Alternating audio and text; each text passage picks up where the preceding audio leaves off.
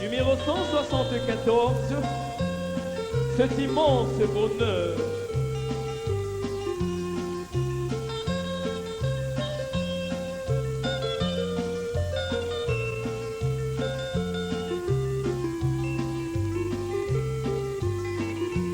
Pour cet immense bonheur, Alléluia, que tu as mis dans mon cœur. Alléluia,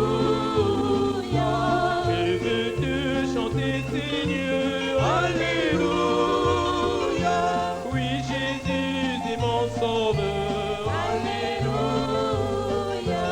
Je le redirai encore. Alléluia, Que pour moi Jésus est mort. Alléluia,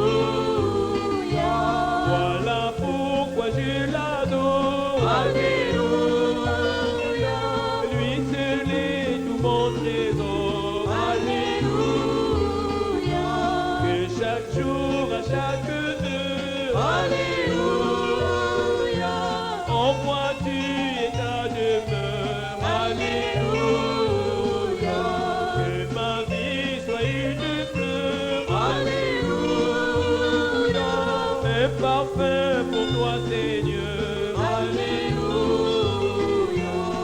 Alléluia. Alléluia, Alléluia. Alléluia, Oui, Jésus est mon sauveur. Alléluia. Alléluia, Alléluia. Alléluia, Oui, Jésus-Christ est mon sauveur. Que chaque jour, à chaque heure, Alléluia, en moi tu es ta demeure. Alléluia, Que ma vie soit une fleur. Alléluia, Un parfum pour toi, Seigneur. Alléluia, Alléluia. Alléluia, Alléluia. Alléluia, Oui, Jésus est mon sauveur.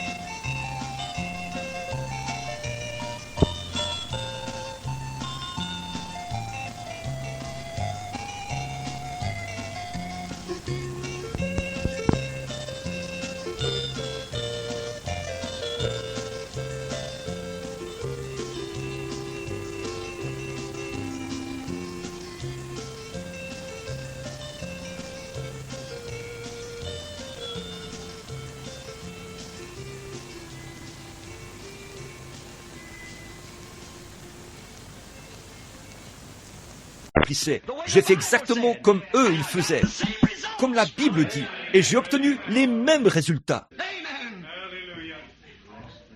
Amen. Passez-moi l'expression, mais c'est à l'usage que l'on peut juger de la qualité d'une chose.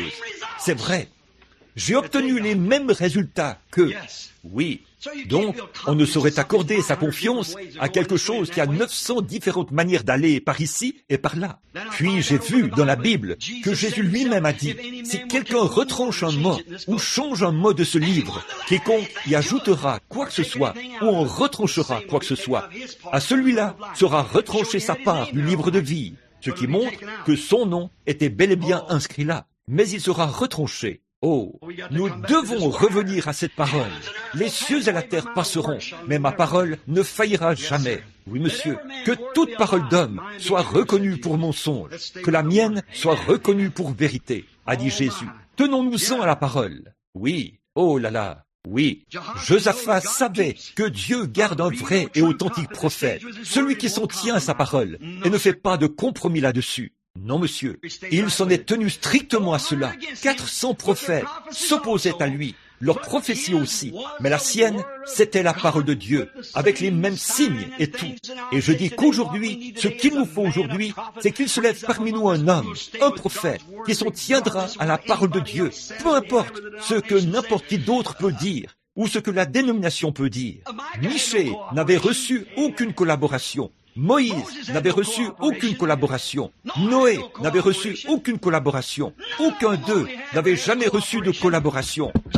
Tous étaient contre eux, mais ils étaient des signes dans les mauvais jours. Avant que Dieu envoie un jugement, Dieu tient sa parole et il veut que son peuple s'en tienne à sa parole. Gloire au Seigneur. Maintenant, nous allons bientôt terminer. Encore quelques minutes seulement. Alors, écoutez attentivement. Il y a eu un homme envoyé de Dieu. Son nom était Jean. Il était un signe prophète. Avant que Jésus vienne sur la terre pour se faire connaître, il a envoyé un prophète pour le précéder. L'a-t-il fait? Il a envoyé un prophète, l'Élie de l'Ancien Testament. Il avait été prophétisé qu'il viendrait avec la puissance de l'Élie de l'Ancien Testament. Il devait être un signe prophète de la venue de Jésus, qu'il y aurait un Messie qui viendrait. Et Jean est sorti du désert. Il était un signe de la venue imminente du Messie. Quand Jean est apparu, Israël aurait dû le savoir par ses prophètes. C'est là que les gens passent à côté. Ils ne croient pas à leurs prophètes. Ils ne croient pas. Nous ne croyons pas que ce que Pierre a déclaré au jour de la Pentecôte était la vérité. Ils ne croient pas que c'est la vérité. Ils ne croient pas à ce que Paul a dit. Et c'est la même chose pour ce que Pierre a dit. Il a dit, si un ange du ciel venait prêcher une autre parole, qu'il soit anathème. Ils ne croient pas cela. Voyez, ils ne le croient pas. Et ils ne croyaient pas à leurs prophètes. S'ils avaient su cela, ils auraient su qu'Ésaïe avait dit, il y aura la voix de celui qui crie dans le désert, celui qui préparera le chemin du Seigneur. Ils auraient dû savoir cela. Il était un prophète, un grand parmi les prophètes. Il le leur a dit, mais ils n'y ont pas cru. Non, non. Il a dit, il y a un Messie qui vient. Cet homme était un homme envoyé de Dieu. Oh frère, il n'avait pas de partisans. Dieu lui a donné des partisans, un petit troupeau, tout comme il l'avait fait avec Élie. C'est Dieu qui lui a donné ses partisans. Il ne les a pas eus par une organisation politique. Il a prêché la parole. Il s'en est tenu à la parole de Dieu. Et Dieu lui a donné un petit troupeau. Élie s'en est tenu à la parole de Dieu. Dieu lui a donné un petit troupeau. Cet homme n'avait reçu aucune collaboration. Il n'avait aucun partisan, aucune collaboration. Il ne faisait partie d'aucune dénomination. Il ne demandait rien et n'avait peur de rien. C'était Jean. Pourquoi? C'était un homme envoyé de Dieu. C'est pour cette raison qu'il a tenu bon. Il était cet Élie qui se tenait là pour prouver aux gens que le Messie arrivait. Il a dit, « Je suis la voix de celui qui crie dans le désert », comme l'a dit le prophète Ésaïe. Préparez-vous à rencontrer le Seigneur. Les pharisiens et les sadducéens étaient occupés à se disputer au sujet de leurs manteaux et tout. Au moment même où ils se disputaient et se chamaillaient ainsi, le Messie s'est présenté là. Parmi eux, il s'est avancé. Jean a dit, « Voici, il est là. » Alléluia. Observez-le, il l'avait présenté. Le voilà, il est là, au milieu de vous maintenant. À peu près au même moment, le ciel a grondé. Jésus s'est avancé dans l'eau et Jean a rendu témoignage d'avoir vu l'Esprit de Dieu descendre comme une colombe. Une voix a retenti. « Celui-ci est mon Fils bien-aimé, en qui je me plais à demeurer. » Oh là là, là là. Jean a dit, maintenant, il faut que je diminue. Il va croître. Oh, quel prophète! Quel signe pour Israël! Oui, monsieur, il était un homme envoyé de Dieu, même si son père était un sacrificateur. Oh oui, son père, Zacharie, était un sacrificateur. Mais avez-vous remarqué? Dieu n'a pas permis que ce prophète se mêle à leurs organisations. Son père l'aurait envoyé à l'école de théologie. La grande dénomination, un tel, aurait fait de lui un bon ministre, vous savez. Il lui aurait donné une solide formation. Elle lui aurait donné tout un tas de choses dont il n'avait pas besoin. Mais Dieu n'a pas permis que son âme soit souillée. Est-ce que vous comprenez? Il ne pouvait pas laisser cet homme se mêler aux organisations. Il ne faisait partie d'aucune d'elles, d'aucune secte. Les pharisiens, les sadducéens, les hérodiens ou quoi que ce soit d'autre. Dieu n'a pas permis cela. Il avait eu une naissance particulière. Il était un enfant étrange. Il était prophète. Son papa était sacrificateur, mais il ne lui a pas permis de se mêler à leur religion de pharisiens hypocrites et tout. Qu'est-ce qu'il a fait? Il l'a emmené dans cette région sauvage et l'a formé dans le désert. Quelle formation! Amen! Il l'a formé par des expériences. C'est ce qu'il y a de mieux, connaître Dieu. Quand il en est sorti, il savait exactement quelle était sa commission. Dieu a confirmé cette commission. Où l'a-t-il confirmé? Au bord du fleuve. Maintenant, si vous pouvez faire le rapprochement, voyez, au bord du fleuve, il a dit, « Je suis la voix de celui qui crie dans le désert. Préparez le chemin du Seigneur. Aplanissez son sentier. » Jean, un homme envoyé de Dieu. Dieu n'a pas permis qu'il se souille avec cela. Il l'a formé dans le désert. Dieu lui-même. Il ne l'a pas formé dans leurs écoles, ni dans leur théologie. S'il l'avait fait, on l'aurait endoctriné avec toutes sortes de choses, comme celles qu'on apprend dans les écoles aujourd'hui, toutes sortes d'écoles.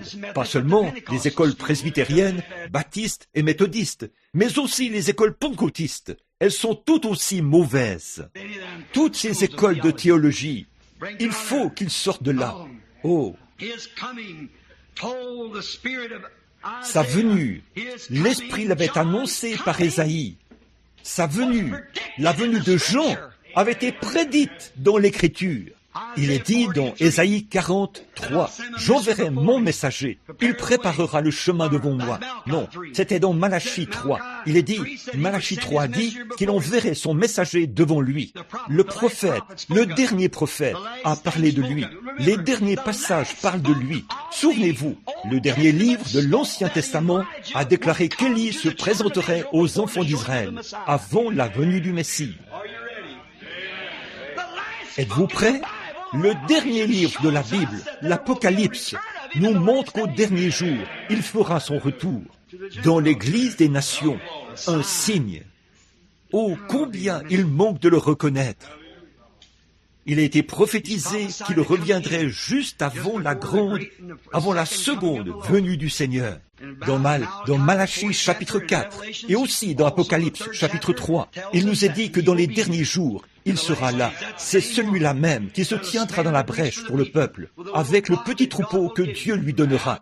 Il viendra dans les derniers jours. Dieu l'a dit.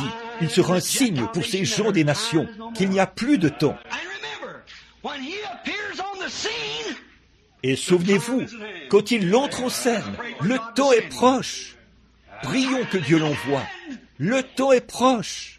Dès que son ministère s'est terminé, le Messie s'est présenté. Dès que ce grand personnage viendra dans les derniers jours et qu'il aura terminé son ministère, le Messie se présentera. Il en sera ainsi. Le temps est proche. Nous ferions donc mieux de prier. Vous feriez mieux de commencer à prier. Le signe que Dieu lui aura donné pour cet âge-ci démontrera aux gens ce qu'il est. Tout le monde le saura. Dieu le confirmera. Par ce signe, il opérera des miracles et des prodiges comme jamais il n'en a été opéré sur la terre. Je ne parle pas d'être secoué, de trembler et de parler en langue.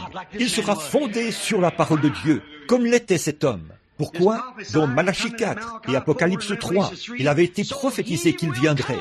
Donc, il viendra. Rien ne l'arrêtera. Il vient. Amen. Il sera là. Amen. Que les gens tombent sur leur face aujourd'hui et se mettent à crier à Dieu et observer ce qui arrivera. Vous le verrez se présenter avec puissance. Mais monsieur, selon l'Écriture, son message signe sera ce qui ramène. Qu'est-ce que sont? Comment le reconnaîtrons-nous? Comment saurons-nous que c'est la bonne personne? Vous savez, cette question, Israël l'a posée une fois. C'est dans Deutéronome chapitre 20, verset 20, je crois. Ils ont dit, comment saurons-nous que c'est la bonne personne? Comment le savons-nous? Dieu nous dit que nous le reconnaîtrons. Que fera-t-il? Il ramènera le cœur des enfants au message originel de la Pentecôte, au message du début. Oh là là, un signe dont on ne tient pas compte, le vrai signe, et ils ne le reconnaissent pas. C'est ce qu'ils font toujours. Revenons à la vraie Église, au vrai message, seul, avec assurance et sans peur. Il fera face à la dénomination, avec l'ainsi dit le Seigneur. Il ne fera de compromis avec aucune dénomination. Il n'aura rien à faire avec aucune d'elles. Il ne tirera aucune ficelle. Pour rien au monde. Il s'en tiendra strictement à la parole. À l'ainsi dit le Seigneur. Dieu confirmera son ministère par des miracles et des prodiges, par de grandes révélations de la parole qui seront données aux gens. Quel jour que celui qui est proche. Comme il prendra position comme l'avaient fait Pierre et Jean après le jour de la Pentecôte. En effet, après la Pentecôte, où ils avaient été remplis du Saint-Esprit, qui les avait ainsi baptisés, ils ont comparu au tribunal du Sanhédrin. Ils y ont comparu avec toute l'assurance que l'on puisse avoir. Là, on leur a dit, « Nous vous interdisons de continuer d'enseigner au nom de Jésus. » Il a répondu, « Est-il juste pour nous de vous écouter ou d'écouter Dieu? Jugez-en vous-même. » Des gens ignorants, sans instruction. Amen. Ils étaient des prophètes. Ils étaient des prophètes loin de Dieu. Ils étaient des signes du Saint-Esprit. Ils étaient des prophètes. Ils savaient. Ils étaient exactement comme Jean. Ils avaient été là-bas, à la Pentecôte. Et ils avaient trouvé quelque chose. Ils n'étaient pas comme la plupart de nos prédicateurs prétentieux d'aujourd'hui, qui se glorifient de leurs grandes organisations, du nombre de membres que compte leur grand groupe. Nous sommes une grande organisation.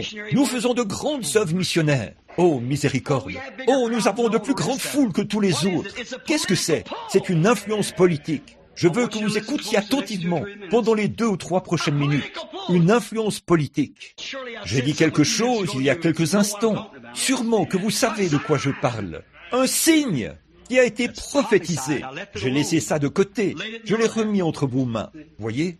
Eh bien, ceci ne s'adresse pas seulement à vous qui êtes ici, mais à ceux qui l'écouteront. C'est entre vos mains. Faites-en ce que vous voulez. Priez, et vous verrez Dieu entrer en scène. Vous le verrez accomplir sa parole. Il attend.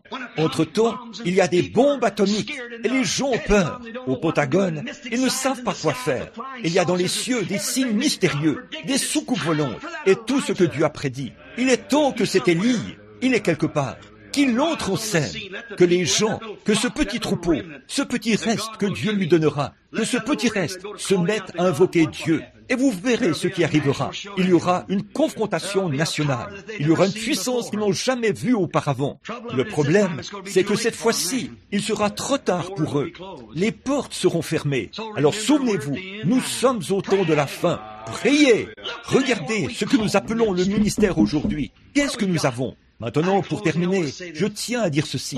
Qu'est-ce que nous avons? Nous n'avons rien.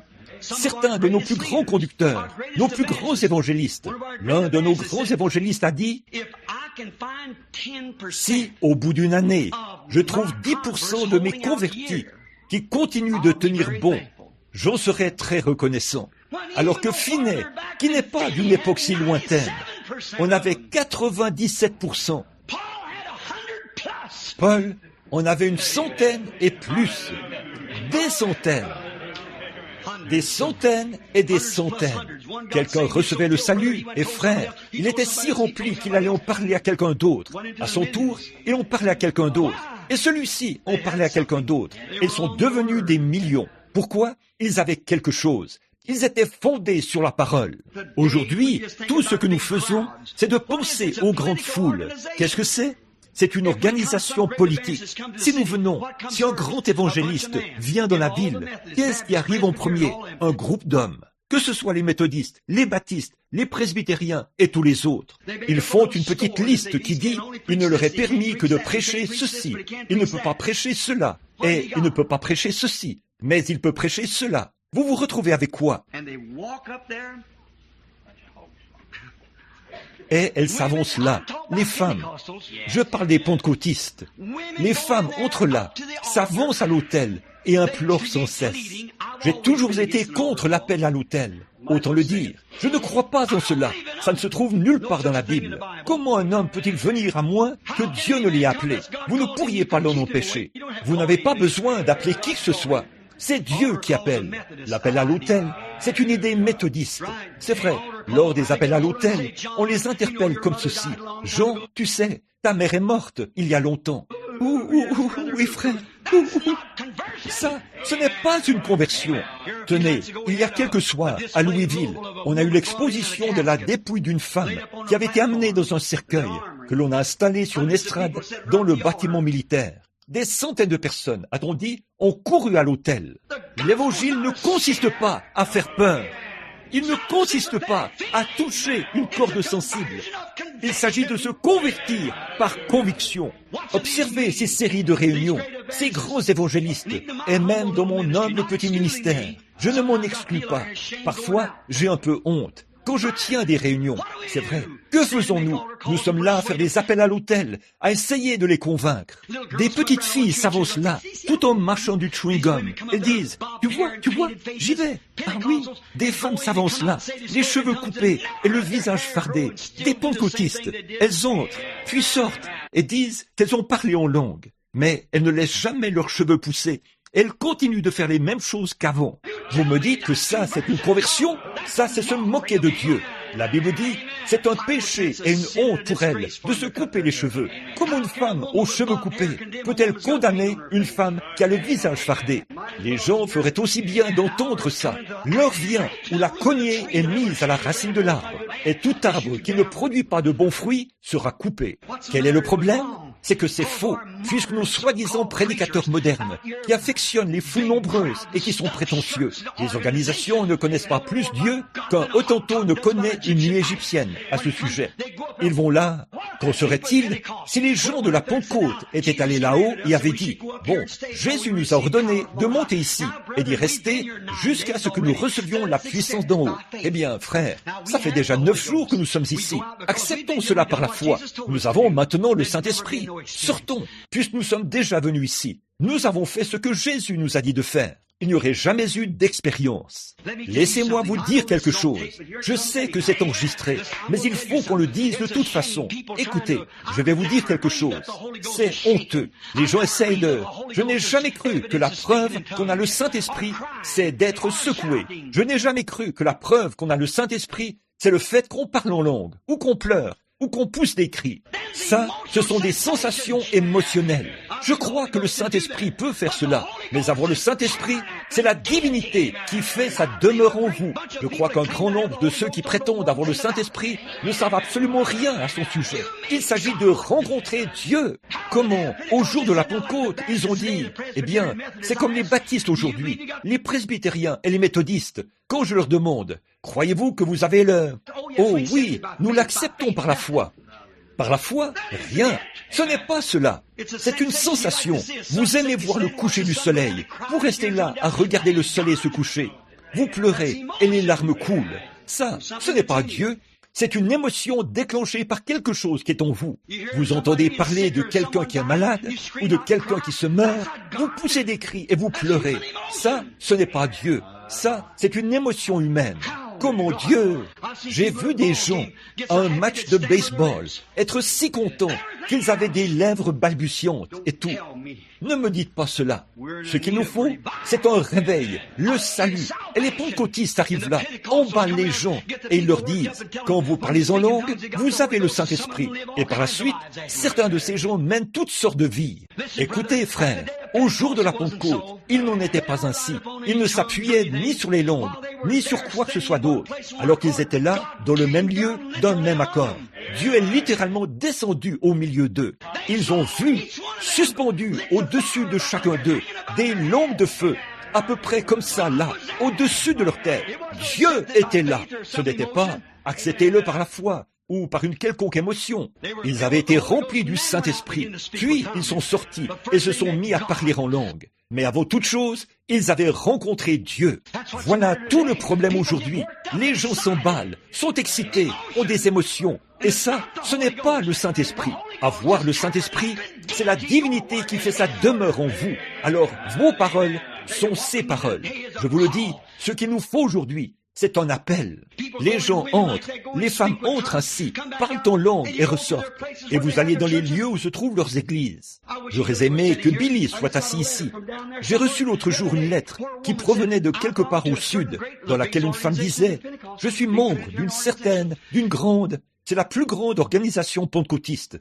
C'est une grande organisation trinitaire. » Ça disait, frère Branham, toutes nos femmes se font couper les cheveux. Et moi, j'avais de longs cheveux noirs. Elle a dit, j'ai toujours aimé cela, parce que je croyais que c'était du Seigneur. Elle a dit, je ne me suis jamais maquillée. Notre église enseigne que c'est démodé. Elle a dit, on me disait, quand je relevais mes cheveux en chignon à l'arrière, on disait, voyons donc, vous avez un pneu crevé à l'arrière, et des choses de ce genre. On disait, vous avez un pneu crevé derrière la tête. Elle a dit, finalement mon mari a dit, pourquoi ne pas te couper les cheveux pour être comme les autres? Eh bien, j'ai une lettre que je m'apprête à lui envoyer.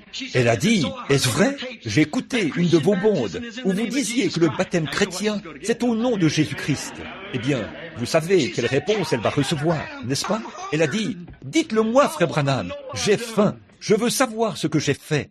Je lui dirai, honte à votre mari rétrograde. Quant à ce groupe d'impies au sein duquel vous adorez, sortez du milieu d'eux. C'est vrai, Dieu ne peut pas changer. Quand Dieu dit quelque chose, il est sérieux. Peu m'importe le nombre de prédicateurs rétrogrades qui veulent faire des compromis pour avoir une grande organisation ou un grand groupe. Nous avons besoin d'hommes qui amènent les gens au salut, mais des hommes qui laissent leurs femmes agir de la sorte. J'ai peu confiance en votre expérience chrétienne. C'est vrai. Repentez-vous, sinon vous périrez. Oh, miséricorde. On entre ainsi, on adhère aux églises, à des églises pentecôtistes. On en ressort et on ne change pas du tout. On reste les mêmes. Rien du tout ne change. Oh, miséricorde. Qu'est-ce que c'est? Des Jézabel modernes. Il n'y a qu'une seule femme dans la Bible qui s'est fardé le visage et Dieu l'a donnée en pâture aux chiens. Des Jézabel modernes qui mènent leur accable par le bout du nez. Ces hommes, des poules mouillées, qui laissent leurs femmes agir ainsi, porter des shorts et tout, et sortir dans la rue, porter des robes moulantes qui donnent l'impression qu'elle est comme une saucisse épluchée, comme ça. Et allez, je ne dis pas ça pour plaisanter. Ici, ce n'est pas un endroit pour plaisanter. Ceci, c'est la parole de Dieu. C'est vrai. Très bien. Elle marche dans la rue, vêtue d'une robe tellement serrée qu'elle ne peut plus marcher. Et quand un homme fait une remarque à leur sujet, vous voulez vous battre avec lui.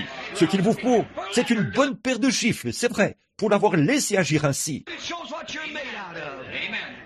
Cela montre de quoi vous êtes fait. C'est tout à fait vrai. Ce qu'il nous faut, c'est l'évangile. Que Dieu suscite sur la scène quelqu'un qui ramènera les gens directement à la parole. Dieu a dit que ce n'est même pas décent pour une femme de venir prier à l'église si elle a des cheveux coupés. Et si une femme se coupe les cheveux, un homme a parfaitement le droit de divorcer d'avec elle. C'est une femme déshonorante. C'est ce que dit la Bible. Elle déshonore son mari. Il se peut qu'elle ne le sache pas. Toute femme qui porte des shorts est déshonorante. Il se peut qu'elle ne le sache pas. Madame, je ne cherche pas à vous blesser. J'essaie de vous sauver de l'étau de feu et de l'enfer. Repentez-vous. Eh bien, direz-vous, j'ai le Saint-Esprit. Agissez donc en conséquence. Et Dieu demeure en vous, ce même Dieu qui vous dit de ne pas le faire. Eh bien, direz-vous, j'ai parlé en langue, j'ai vu des démons parler en langue, j'en ai vu en Afrique qui buvaient du sang dans un crâne humain, qui parlaient en langue et invoquaient le diable. J'ai été dans des camps où des sorciers et des magiciens parlaient en langue et ont donné l'interprétation. J'ai vu des crayons qui avaient été posés sur la table, écrire en langues inconnues, et quelqu'un venait en donner l'interprétation, et c'était vrai. Ne me parlez pas des langues. Nous en avons trop maintenant. Cependant, je crois que Dieu a une langue inconnue. Je crois que Dieu parle en langues inconnues. Mais ne vous appuyez pas là-dessus. Paul a dit, quand je parlerai les langues des hommes et des anges, si je n'ai pas le Saint-Esprit, je ne suis encore rien, même si je peux déplacer des montagnes. Beaucoup de gens essaient de dire, oh, voici un grand homme de Dieu. Vous devriez voir ces grands miracles. Eh bien, les démons guérissent, les démons sortent et accomplissent ce genre de choses. Je connais des sorcières qui s'avancent là, et des choses comme ça. Une qui porte un tablier autour d'elle, comme ça. Les gens y mettent de l'argent. Elle s'arrache des cheveux de derrière la tête, les trempe dans du sang et les lance. Et ces gens, qui sont des gens honnêtes, y croient. Il ne s'agit pas de cet homme. Il s'agit de ces gens qui croient qu'ils s'approchent de Dieu par l'entremise de cette sorcière. Jésus n'a-t-il pas dit, « Beaucoup viendront à moi en ce jour-là et diront, « J'ai eu de grandes campagnes de guérison. » Ce n'est pas un signe, ça. C'est un signe qui montre que nous sommes à la fin. Jésus n'a-t-il pas dit dans Matthieu chapitre 24, vers le verset 24 aussi, 24. Il a dit, dans les derniers jours, il s'élèvera de faux prophètes qui feront de grands miracles, au point de séduire, s'il était possible, même les élus. Mais les élus s'en tiennent à la parole. Ils savent ce qu'est un vrai signe.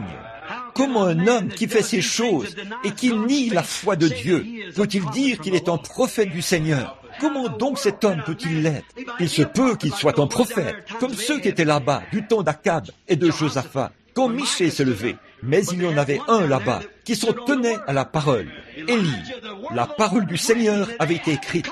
Elle disait qu'Akab arriverait à sa fin. Et la vision d'Élie allait de pair avec cela. Et tout homme qui se dit spirituel ou prophète, reconnaît que chaque parole de ceci est vraie. Comment pourrait-il être trinitaire? Comment pourrait-il baptiser au nom du Père, Fils et Saint-Esprit et déclarer qu'il est loin de l'Esprit? Comment pourrait-il enseigner aux gens une telle erreur, tout en étant loin de l'Esprit? Ce n'est pas faisable. C'est une chose impossible. Je sais bien que ce n'est pas populaire, mais ce qui nous intéresse, ce n'est pas d'être populaire, c'est d'être honnête. Eh bien, des Jézabel et des Akab. Oui, monsieur. Pourquoi le font-ils? Pourquoi les femmes le font-elles? Continuent-elles de se couper les cheveux, de se maquiller, de sortir en short, alors que des hommes passent, des choses de ce genre, et que leurs maris le font? C'est parce qu'ils n'ont pas derrière leur chair un vrai prophète qui puisse leur dire la vérité. Ils leur disent, eh bien, ça ne fait rien, c'est en ordre, vous n'avez pas à vous en faire avec ça. Vous, c'est la parole du Seigneur. La Bible dit, toute femme qui met un vêtement d'homme est une abomination devant Dieu. Dieu ne change pas. Comment peut-il changer, être Dieu? Il est infini. Il leur faut un vrai prophète qui leur dira que ça, c'est un signe de la fin. La Bible dit que c'est ce qu'il ferait. Ésaïe, chapitre 5, dit que c'est ce que feraient les femmes dans les derniers jours. Exactement. Alors, voilà. Mais il déclare avoir derrière la chair un prophète qui craint la parole de Dieu. Pas, il craint l'assemblée. Prions que Dieu nous envoie cette dernière lumière, cette lumière du soir, qu'il nous envoie celui qu'il a promis à l'Église élue, qui leur dira la vérité, qui s'en tiendra à la parole de Dieu. Si on laisse les Jézabel et les Akab, alors ils les sépareront. C'est tout à fait vrai. Souvenez-vous, quand les femmes se mettent à agir ainsi, maintenant, faisons un petit retour dans le passé, quand les femmes ont commencé à se couper les cheveux et à agir ainsi, quand les femmes se mettent à agir ainsi, c'est à ce moment-là et à cette saison-là, dans les derniers jours, qu'Élie doit entrer en scène avec le signe du temps de la fin, avec le signe du temps de la fin, comme il en était du temps de Lot. Voyez, le signe du temps de la fin. Quand les femmes se mettent à agir ainsi, c'est ainsi qu'elles agissent maintenant. C'est à ce moment-là qu'Élie doit entrer en scène, tout passer au peigne fin, appeler, réprimander et démolir. C'est vrai, allant de l'avant, avec le signe de Dieu qui l'accompagne. Eh bien, ce n'est pas un grand groupe qu'il fera sortir. La Bible dit, ne crains point, petit troupeau. Votre Père a trouvé bon de vous donner le royaume. C'est vrai, c'est tout à fait vrai.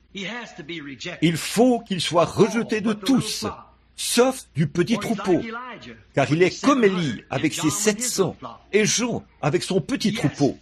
Oui, voyez-vous où nous en sommes aujourd'hui? Il nous faut retourner à la Pentecôte originelle. Il nous faut revenir aux choses de Dieu. Il nous faut revenir. Mon frère, ma sœur, ne soyez pas séduits dans votre expérience. Nous attendons cette heure-là. Ne vous contentez pas d'un « je l'espère, je crois, je l'accepte par la foi ». Ne faites pas ça. Rencontrez Dieu face à face. Soyez remplis de l'Esprit et voyez ce qui arrivera. Et si l'Esprit qui est en vous est contraire à cette parole, alors abandonnez cet esprit-là. Allez chercher priez Dieu de vous donner son esprit à ce moment-là. Quand cet esprit se lèvera dans les derniers jours, il mettra en garde contre eux, ceux qui sont faux. Voyez, en effet, Jean a dit, ne nous disons pas en nous-mêmes que vous avez Abraham pour père. Nous sommes, nos pères étaient méthodistes, baptistes, presbytériens ou pentecôtistes. Ne vous dites pas que vous êtes de Dieu, que vous êtes des enfants d'Abraham. Car de ces pierres, Dieu peut susciter des enfants Abraham. Ne vous dites pas que parce que vous êtes pentecôtiste, cela vous servira d'excuse. Pas du tout. De ces pierres, Dieu peut susciter des enfants Abraham. C'est tout à fait vrai. Oui, monsieur. Il prononcera tout simplement la parole de Dieu dans la vérité des derniers jours. Voilà ce qu'est sa prophétie. Si vous voulez, permettez-moi de prendre ceci juste un instant pour vous montrer comment on peut le savoir. J'ai noté beaucoup de passages de l'Écriture ici. Je les ai cités de mémoire. Je veux vous en lire un. Prenons Deutéronome, chapitre 18, et nous le saurons. Juste un instant. Afin que je puisse vous lire ce passage de l'Écriture, avant que nous terminions ici. Dans Deutéronome, chapitre 18. Très bien. Voyons voir maintenant. C'est le verset 20 du chapitre 18 de Deutéronome. Verset 20. Mais le prophète qui aura l'audace de dire en mon nom une parole que je ne lui aurais point commandé de dire, ou qui parlera au nom d'autres dieux, au pluriel, ce prophète-là sera puni de mort. C'est vrai, mort spirituellement. Très bien. L'âme qui pêche, c'est celle qui mourra. Nous avons un seul Dieu, pas des dieux. Peut-être, dis-tu dans ton cœur, comment connaîtrons-nous la parole que l'Éternel n'aura point dite? Comment le connaîtrons-nous? Il y en aura tellement. Comment le connaîtrons-nous? Celui-ci dit cela, un autre dit ceci. Par exemple, quelqu'un dit ceci, et l'autre dit cela, et ainsi de suite. Maintenant, regardez bien. Nous le savons. Quand ce que dira le prophète n'aura pas lieu et n'arrivera pas, ce sera une parole que l'Éternel n'aura point dite.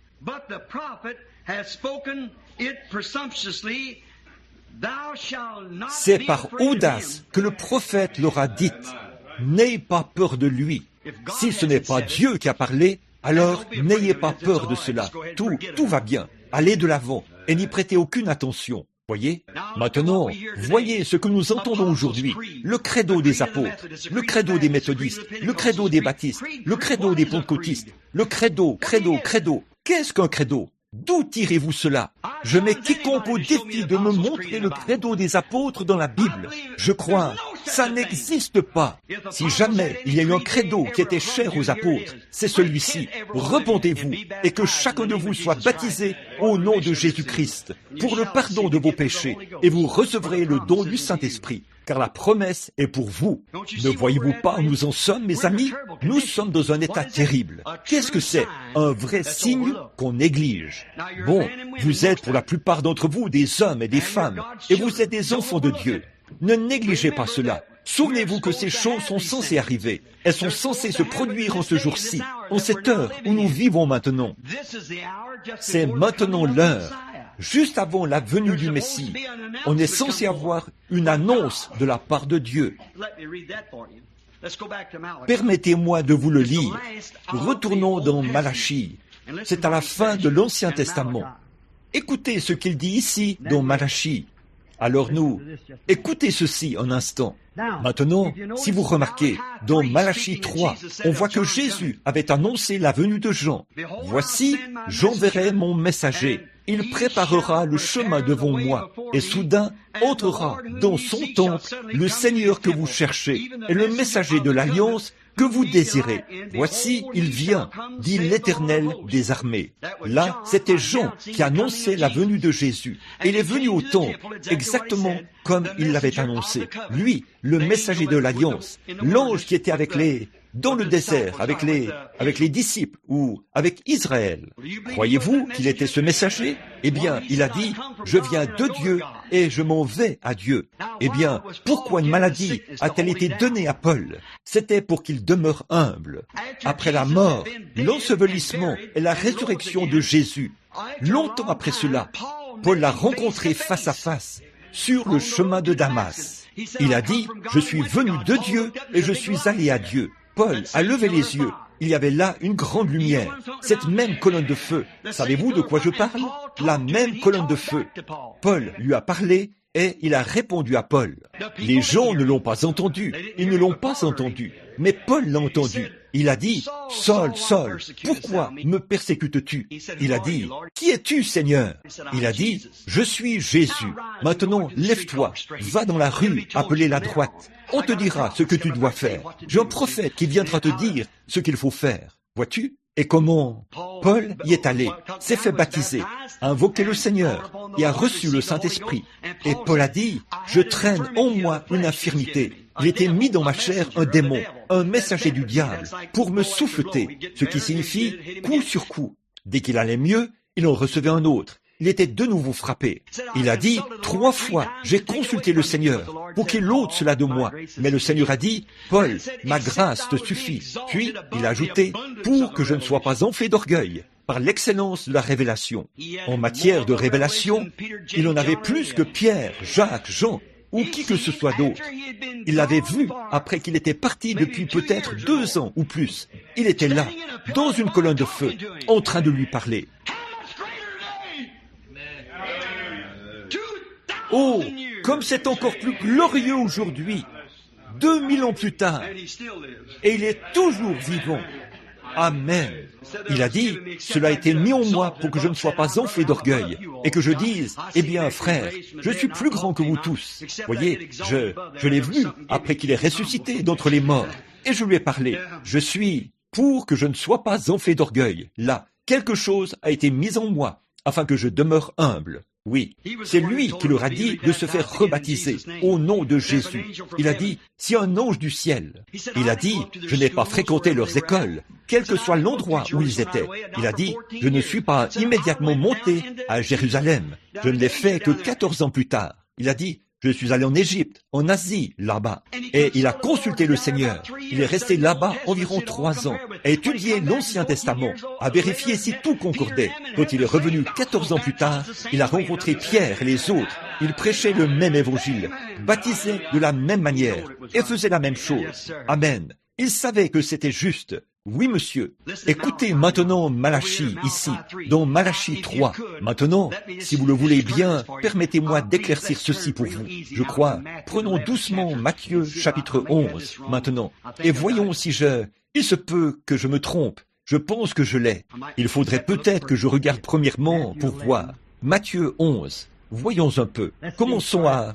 Lorsque Jésus eut terminé de donner ses instructions à ses 12 disciples, il partit de là pour enseigner et prêcher dans les villes du pays. Et Jean, ayant entendu parler qu'il était dans la prison des œuvres du Christ, lui fit dire par ses disciples, « Es-tu celui qui doit venir, ou devons-nous en attendre un autre ?» L'œil d'aigle de Jean s'était voilé là-bas, dans la prison. Voyez, Jésus lui répondit, « Allez rapporter à Jean ce que vous entendez et que vous voyez. Jean est un prophète. S'il entend ceci, ce qui se passe, il saura qui je suis. Voyez, il a dit, les aveugles voient, les boiteux marchent, les lépreux sont purifiés, les sourds entendent, et les morts ressuscitent. Et toutes les dénominations sont unies. Ce n'est pas dit comme ça, n'est-ce pas? Non, pas du tout. Ça dit, les boiteux marchent, les lépreux sont purifiés, les sourds entendent, et les morts ressuscitent. Et la bonne nouvelle est annoncée aux pauvres. Voilà le signe. Regardez bien. Comme il s'en allait. Heureux celui pour qui je ne suis pas une occasion de chute. Maintenant, regardez bien. Heureux celui pour qui je ne suis pas une occasion de chute. Ou, autrement dit, qui n'a pas honte de moi. Heureux celui qui n'aura pas honte de moi. Voyez? Comme il s'en allait, Jésus se mit à dire à la foule, au sujet de Jean, « Qu'êtes-vous allé voir au désert ?» Observez ce prophète maintenant. Qu'êtes-vous allé voir au désert? Un roseau agité par le vent? Pas Jean, oh non! Race de serpent dans l'herbe, a-t-il lancé aux dénominations? Qui vous a appris à fuir la colère à venir? Ne vous mettez pas à dire, nous faisons partie de ceci et cela, parce que de ces pierres-ci, Dieu peut susciter des enfants. Oh frère, ce n'était pas un roseau agité par un quelconque vent. Un roseau agité par le vent? Ou qu'êtes-vous allé voir? Un homme vêtu d'habits précieux et qui doit changer de vêtements 2 ou 3 fois pendant qu'il prêche? Voici ceux qui portent des vêtements précieux sont dans les maisons des rois. C'est la sorte de ministres qui embrassent les bébés, vous savez, et qui marient les jeunes, et qui vont à l'école, faire des exposés intellectuels, et vous savez, toutes ces petites choses édulcorées. Voyez? Il ne manie pas une épée à 2 mains, là, au front. Qu'êtes-vous allé voir? Un gars comme ça? C'est ce qu'il leur a demandé. Qu'êtes-vous allé voir? Un prophète? Écoutez, oui, et vous dis-je, et plus qu'un prophète. Oui, monsieur, qu'était-il? Je vous dis qu'il est plus qu'un prophète. Il était un prophète, et plus, il était le messager de cet âge-là. Qu'êtes-vous allé voir? Un prophète? Oui, vous dis-je, et plus qu'un prophète, car c'est celui dont il est écrit, « Voici, j'envoie mon messager devant ma face, pour préparer le chemin devant moi. » Regardez ici, dans Malachie 3, « Voici, j'envoie mon messager devant ma face. » Regardez bien, maintenant, dans Malachie 4, permettez-moi de lire ceci. Il sera de nouveau question de lui. « Voici le jour vient, ardent comme une fournaise. » Tous les hautains, ça, c'est aujourd'hui. Je marche dans la rue et je vois ces gens-là. Si vous vous mettez à leur parler, ils vous rient au nez. Ils se moquent de vous. Je me demande, qu'est-ce que c'est? L'autre jour, je marchais le long de la place ici. Je me suis mis à parler à des gens. Ils ont simplement fait « Oh !» et ils ont continué leur chemin. Quelque chose m'a dit, ils ne sont que de la chair à canon. Bientôt, ils seront réduits en cendres et foulés aux pieds. Laisse-les tranquilles. Tu as dit ce que tu avais à dire. Prépare-toi à partir d'ici. Alléluia. Je n'aurais pas dû dire cela, je suppose. Prépare-toi. Saint terrain, je t'appelle. C'est pour ça que j'attends. Car voici le jour vient, ardent comme une fournaise. Oui, tous les hautains et tous les méchants seront comme du chaume. C'est exactement ce qui arrivera. Qu'est-ce qui arrive quand un grand, vous, les fermiers, quand un feu violent s'abat sur un champ de blé, où il ne reste que du chaume? Le terrain reste complètement nu et recouvert de cendres. C'est ce qui arrivera quand ça se produira. Le jour vient qui les embrasera, dit l'Éternel des armées. Il ne leur laissera ni racines ni rameaux. Il ne restera rien d'eux. Mais pour vous qui craignez mon nom, se lèvera le soleil de la justice, et la guérison sera sous ses ailes. Vous sortirez et vous sauterez comme les veaux dans une étable. Ça, c'est le millénium. Et vous foulerez les méchants, car ils seront comme de la cendre sous la plante de vos pieds, au jour que je prépare, dit l'Éternel des armées. C'est ce qui se passera lors du millénium, les cendres des méchants. Souvenez-vous de la loi de Moïse, mon serviteur, auquel j'ai prescrit en Horeb, pour tout Israël, en tant que précepte et ordonnance. Bon, écoutez attentivement maintenant. Voici, je vous enverrai Élie, le prophète, avant que ce jour de l'Éternel arrive, ce jour grand et redoutable. Eh bien, ceci ne pouvait pas s'appliquer à Jean. C'est impossible, parce que sinon, le monde aurait été détruit à ce moment-là. Mais ici, dans Matthieu 3, il a dit qu'il envoie un messager devant lui. Et Jésus a dit, c'est lui, l'Élie, qui devait venir préparer le chemin devant moi. Mais avant que cette grande bombe atomique frappe, je vous enverrai Élie, le prophète. Il ramènera les cœurs des pères à leurs enfants et les cœurs des enfants aux pères, de peur que je ne vienne frapper le pays d'interdit. Cela a été prophétisé pour ce jour-ci. Mais là, vous dites, oh, c'est Jean qui est censé être cet Élie. Jean était le messager de l'Alliance. C'est juste, c'est tout à fait vrai. Jésus l'a dit et l'a confirmé ici même. C'est celui dont j'ai parlé. Mais voyez-vous, il ne pouvait pas s'agir de cet Élie qui devait venir. Voyez, c'est impossible. En effet, voyez-vous, si c'était le cas. Cantique numéro 60. Ils viennent.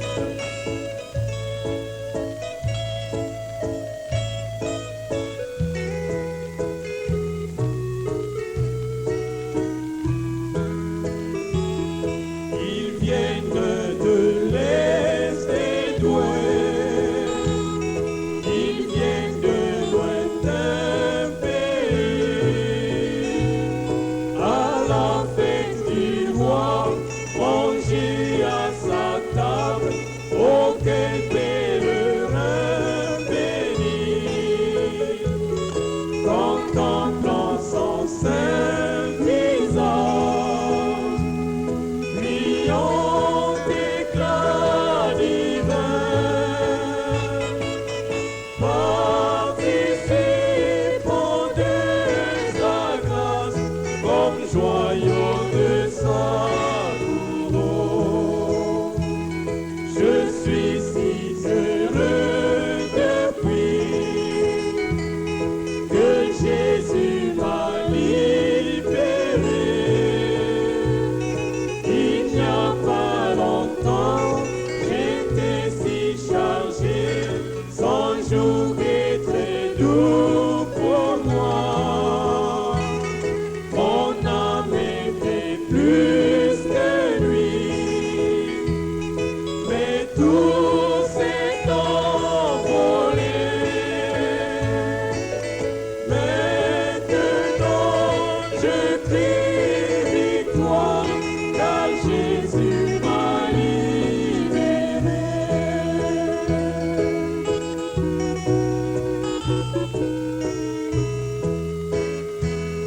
Je regarde le trône blanc, devant se tiennent les sauvés.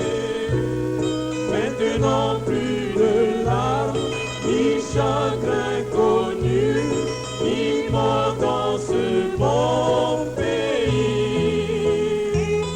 Mon sauveur m'a précédé, me préparant la voie. Bientôt nous serons ensemble dans le temps ou l'éternité. Je suis si heureux depuis que Jésus m'a libéré. Il n'y a pas longtemps, j'étais si chargé, son jour était doux pour moi. Mon âme était plus que lui, mais tout s'est envolé. Maintenant je crie victoire, car Jésus m'a libéré.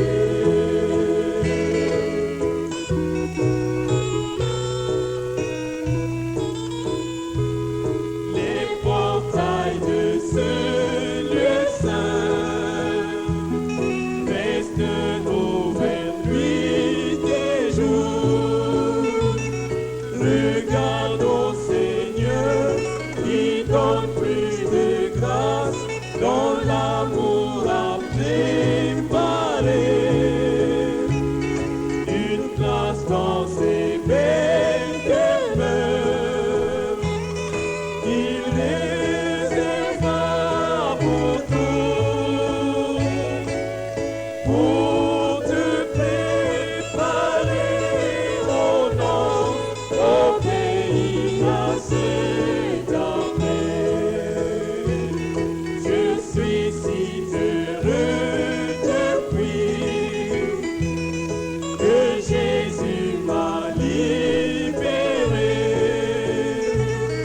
Il n'y a pas longtemps, j'étais si chargé, son jour était doux pour moi. Mon âme était plus que lui, mais tout s'est envolé. Maintenant je crie victoire, car Jésus m'a libéré.